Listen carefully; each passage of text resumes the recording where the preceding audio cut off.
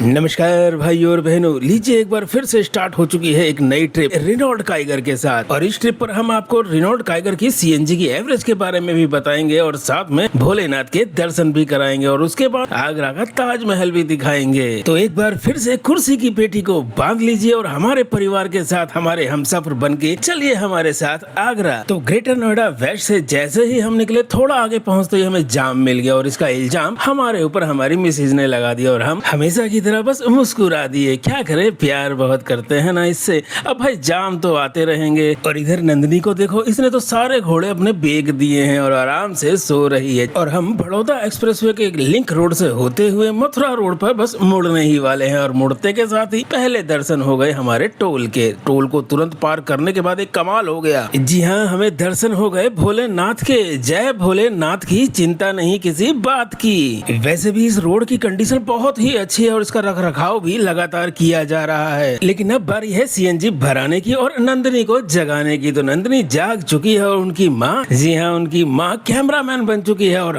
हम CNG full कराने में लगे हुए हैं। और उसके बाद हमें खुरापात सूझी। हमने नमकीन वाले को बोला कि हमारी मिसेज को जो पैकेट दोगे उसमें हरी मिर्च दबा के भर देना, लेकिन हमारी मिसेज ने दोनों पैकेटों को एक साथ मिक्स कर दिया। भाई जैसे ही हमने खाया है ये वो मिर्च हमें ही लग गई। मिसेज बोलती है, देखा दूसरे के लिए खड्डा खोदोगे तो खुद ही उसमें गिर जाओगे। खैर यूं ही परिवार के साथ हंसी मजाक करते हुए और म्यूजिक को सुनते हुए हम आगे बढ़ ही रहे थे कि देखा नंदिनी भी केला खा रही है। वह लगता है भाई इसको भी मिर्ची लग गई है। और एक बात दोस्तों, आपने अक्सर देखा होगा हम एवरेज बहुत अच्छी निकालते हैं। उसका कारण है ये स्पीड। इस स्पीड से एवरेज तो अच्छी निकलती है, रास्ते में रोड के नजारे भी देखने को मिलते हैं। देखो ऑटो के ऊपर तो बंदर बैठे हैं। मिसेज बोलती है आप बैठे हुए, हमने कहा आप भी तो बैठी हुई हैं। इसी हंसी मजाक के साथ हम पहुंच गए वृंदावन और यहाँ पर भोलेनाथ के दर्शन करते हुए भोलेनाथ की एक बार फिर से जयकारा लगाते हुए अब बारी थी चाय पीने की। तो घर से लाई हुई चाय और साथ में चीज सैंडविच खाने के बाद अब बारी थी सड़क पर थोड़ा सा चहलकदमी करने की। तो भाई सड़क की हालत की बात करूं तो सड़क बड़ी ही जबरदस्त है और सामने खड़ी काइगर, भाई इसकी तो बात ही अलग है। क्या एवरेज देती है और क्या मस्त गाड़ी चलती है। इसलिए चलिए दोबारा से स्टीयरिंग पे बैठते हैं और लगाते हैं गियर और पहुंचते हैं आगरा। और आगरा पहुंचते के साथ ही हमारा सामना हो गया इस जाम से। लेकिन सच बताओ दोस्तों, आपका भाई इस जाम से डरता नहीं है, इसलिए जाम से गाड़ी को निकालने के बाद सीधे पहुंच गए हम आगरा की पार्किंग में। और ये देखो भाई कितनी लंबी चौड़ी पार्किंग है। तो बस पार्किंग में गाड़ी को लगाकर हम पहुंच गए इस क्यूट सी मैडम के पास, जहां से हमें ताजमहल का टिकट ऑनलाइन मिल जाएगा। क्यूट सी मैडम ने कैमरे को देखा और कैमरे के बारे में पूछा। हमने इनको जानकारी दी और साथ में पैसे दिए और अपनी टिकट को लेकर सीधा जाकर बैठ गए इस इलेक्ट्रिक गाड़ी के अंदर। अब इस गाड़ी का कितना चार्ज लगेगा एंड में आपको जरूर बता दूंगा। लेकिन अभी ये गाड़ी हमें सिर्फ 5 मिनट में ताजमहल के दीदार कराने के लिए ताजमहल के मेन गेट पर छोड़ देगी और छोड़ने के बाद हम भी दीदार करेंगे नजदीक से इस ताज के। लेकिन उससे पहले इस ताज रेस्टोरेंट के सामने से निकलते हुए सीधा इस चेक पोस्ट पर इस भाई साहब से मिलना जरूरी होगा। और ये भाई साहब लाइन को रोकने के बाद आपको बोलेंगे यहाँ बगल से निकल जाओ ना। तो बस बगल से निकलने के बाद अपनी टिकट को यहाँ पर स्कैन जरूर करवा लीजिएगा और अगर आपके पास कोई लगेज है तो यहाँ पर जमा कर दीजिएगा। उसके बाद जैसे ही आप अंदर पहुँचेंगे भव्यता की मिसाल आपको नजर आएगी और साथ में एक ऐसा पॉइंट भी नजर आएगा जहां आप फैमिली के साथ फोटो जरूर खींचिएगा, क्योंकि भाई यहाँ की पब्लिक को देखकर आपका खुद मन कर जाएगा कि 1-2 फोटो तो फैमिली के साथ यहाँ होनी ही चाहिए। अब दोस्तों अगर सच बात कहूँ तो आज पहली बार मैं ताज के दीदार कर रहा हूँ और कसम से ऐसा लग रहा है कि कहाँ था मैं अभी तक जो इस हसीन ताज के दीदार नहीं कर पाया। खैर फैमिली के साथ दीदार करने के अलग ही मजे हैं, लेकिन हाँ फैमिली का पूरा ध्यान रखना, हमारी तरह बीच में से निकल के आगे मत चले जाना।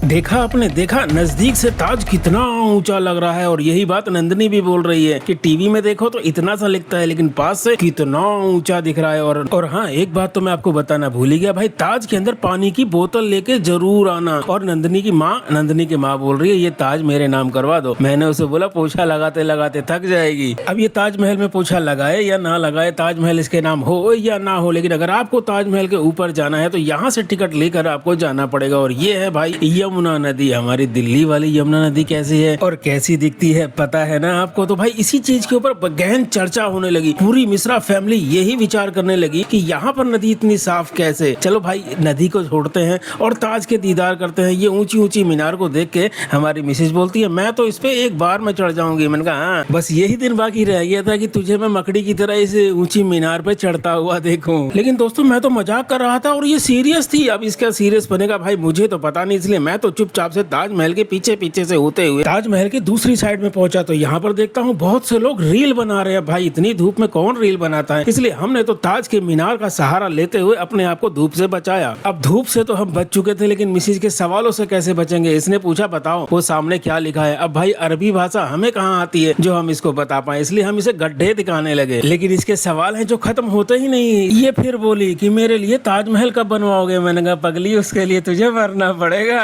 ना ना ना ना, इतनी प्यारी जोड़ी को भगवान हमेशा सलामत रखे। तो भाई अपने इस यादगार सपन में कुछ फोटो खींचने के बाद अब बारी थी दिल्ली के लिए गूगल को सेट करने की। तो और गूगल को सेट करने के बाद आगरा की गलियों से और रोड से निकलते हुए हम पहुंच गए हाईवे पर। और हाईवे पर ढलते हुए सूरज के साथ साथ टोल टैक्स ने भी हमारा स्वागत किया। और नंदनी बोली कुछ खिला दो। तो हमने कहा चल तेरी माँ की रसोई में तुझे खाना खिलाते हैं। जी हाँ, इस रेस्टोरेंट का नाम था माँ की रसोई और अनीता ने भी पूरा वही रोल यहाँ पर निभा दिया। माँ की तरह इस लड़के को बहुत अच्छी तरीके से कुछ समझा दिया। समझाने के बाद अब बारी थी थोड़ा इंतजार करने की। इंतजार के वो पल जैसे ही खत्म हुए हमारे सामने पकौड़ों की प्लेट आ गई और साथ में पाव भाजी की प्लेट भी आ गई है। पाव भाजी और पकौड़े खाने के बाद जब हमने अनीता से पूछा तो अनीता बोली इतने उसे दिए। भाई अनीता का भेजा इस आग की तरह पूरी तरीके से गर्म हो रखा था। लेकिन तभी हमें एक भयंकर वाला जाम मिला और इस जाम में अनीता ने हमें गाना भी सुना दिया। अरे वाह, अगर ऐसे कोई गाने वाला मिल जाए तो सफर तो बड़े आराम से कट जाए। और वैसे भी आप तो जानते हो कि जिसके साथ है भोलेनाथ उसको चिंता की क्या बात। इसलिए अपने सफर को यूं ही जारी रखते हुए हम थोड़ा आगे बढ़े तो हमें एक सीएनजी पंप मिल गया। वहाँ पर सीएनजी भरवाने के बाद दोबारा से चाय पीने का मन कर गया। तो वहाँ पर जब हमने चाय पी और अनीता से पूछा तो अनीता बोली वाह क्या चाय है, और नंदनी ने भी उसमें हाँ भर दी। तो भाई वाकई चाय बढ़िया थी और साथ में काइगर। जी हाँ, हमारी रेनॉल्ड काइगर,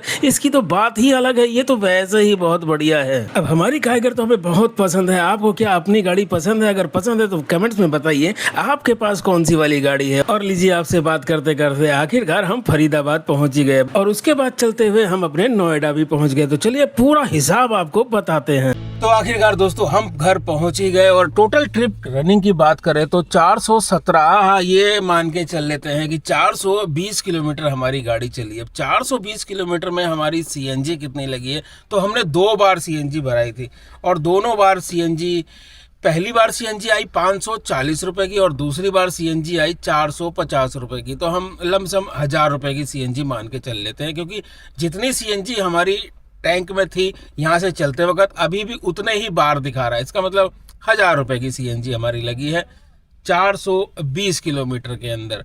अब बात कर लेते हैं टोल की। तो आपको पता है हमने सालाना वाला टोल ले रखा है जिसके अंदर सिर्फ 15 रुपए लगते हैं। इस हिसाब से सिर्फ टोल का खर्चा आया है 90 रुपए।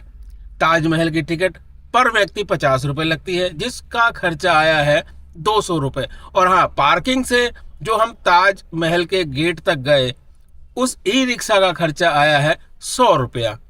और खाने खर्चे की अगर बात करें तो तकरीबन 500 रुपए के आसपास आप खाना खर्चा मान के चल लीजिए। तो अगर इन सब खर्चों को जोड़ा जाए तो तकरीबन 2000 रुपए का हमारा खर्चा लगा है 420 किलोमीटर यानी कि ताजमहल जाने का और आने का।